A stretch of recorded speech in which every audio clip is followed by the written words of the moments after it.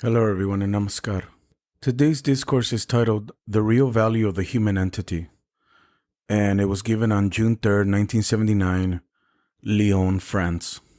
In the prehistoric world, on this globe of ours, the first language that was spoken was about 6 million years ago. The language came, but the intellectual standard was very poor. At that time, even the forefathers of present human society, the apes, the proto-apes, were not here. Modern humans came about 1 million years ago. They had language, but at that time their intellectual standard was also very poor. As the intellectual standard was poor, so vocabulary was also very poor. Among even the developed species of apes, the vocabulary is about 800.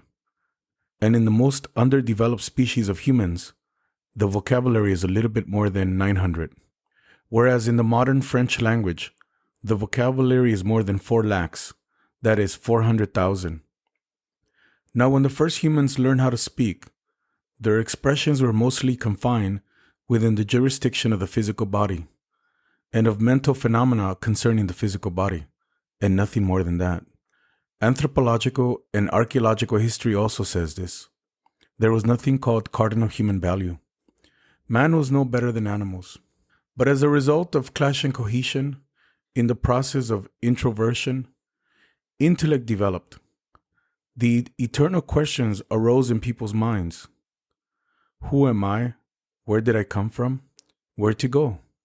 Their first intellect said, Who am I? They got the reply. Thou comes from Paramapurusha. Where to go? The second reply also was given. That is, Paramapurusha is the desideratum. But there came another question. Who art thou? Who are you, O Paramapurusha? Now at this point philosophy comes. According to the records of human history, the first philosopher was Maharshi Kapila. He lived about 3,500 years ago. Now who art thou? So far as ordinary human intellect, not intuition, but human intellect is concerned, there is no reply. Why no reply? The physical structure, the material structure, functions within the 3 fundamental relative factors: time, space, and person. Physical movements, physical activities cannot be done beyond the range of time, space, and person. The jurisdiction of the physical structure is extremely limited. And because of the limitation of its jurisdiction, it cannot go beyond the starting point of individual or collective human structures, collective human intellect. That is, the individual or collective human intellect has a starting point, and its range or its activities cannot go beyond that point. It will have to function within a particular jurisdiction, because where it is not existent, it cannot go.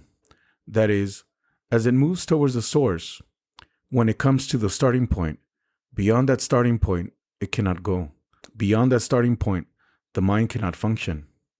It can function only within the range of the functional periphery of the mind.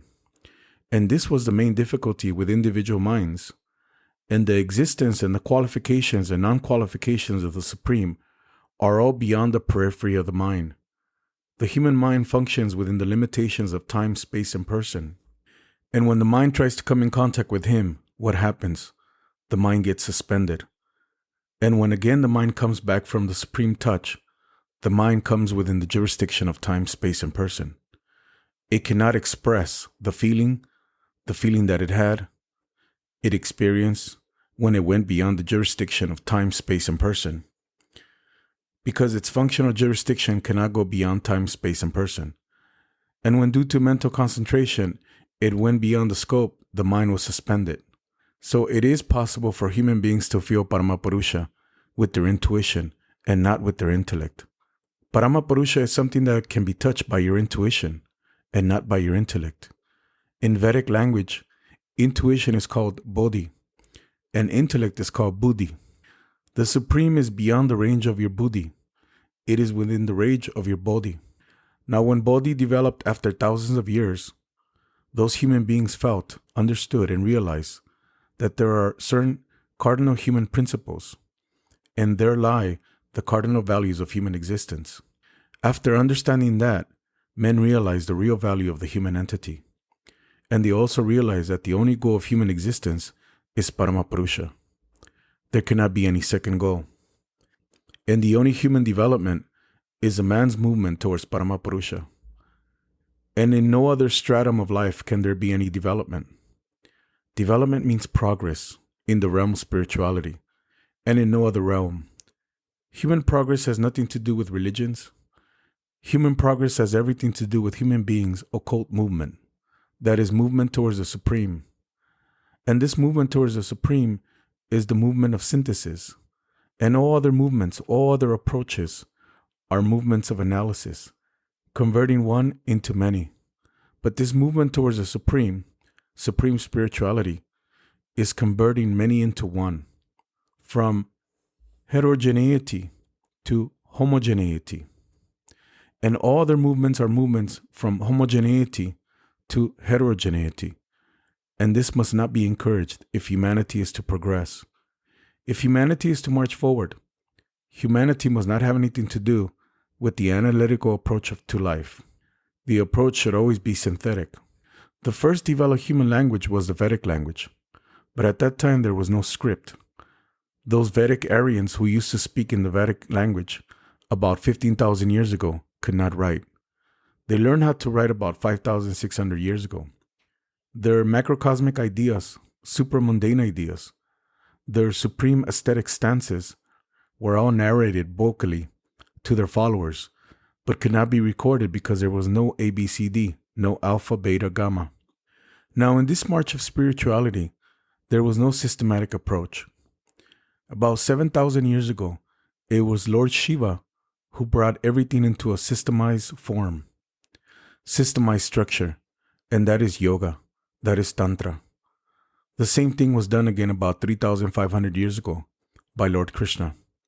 Now, in this process of spiritual march towards the spiritual nave, humanity sometimes for want of proper guidance was depraved, was degenerated, and under such circumstances, it suffered from the psychology of sinning, a sinning complex.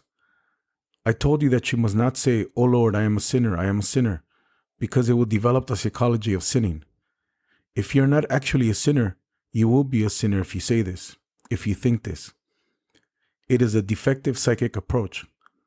And some people exploited this sinning complex of human beings and created so many differences, so many groups, so many diversities in this human society, which is actually a singular entity. Human society is a singular entity, but those people tried to create diversity in this singular entity.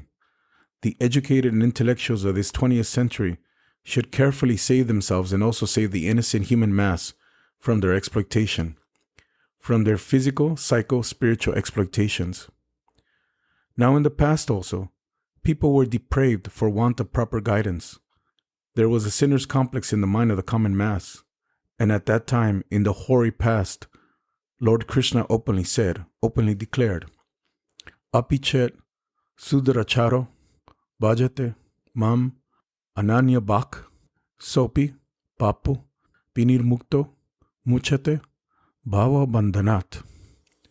Paramapurusha, Paramapita, says that even if you are the worst type of sinner, that is he whom the sinners hate as a sinner, what will happen? Bhajate Mam Ananya Bak.